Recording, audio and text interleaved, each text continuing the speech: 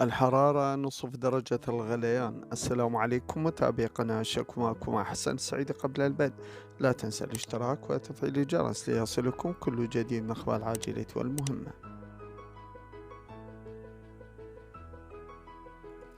الحرارة تتجاوز نصف درجة الغليان، وهذا موعد انتهاء جمرة القيظ الحالية. نفت هيئة الأنواع الجوية وصول درجة الحرارة اليوم الأحد إلى 65 درجة مئوية، فيما توقعت استمرار موجة الحر إلى يوم الثلاثاء المقبل.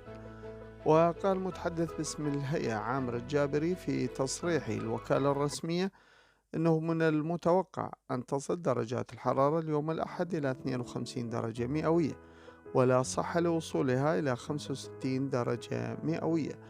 وأضاف أن درجات الحرارة ستعود للانخفاض بدءا من يوم الثلاثاء المقبل، والله أعلم. والسلام عليكم ورحمة الله وبركاته.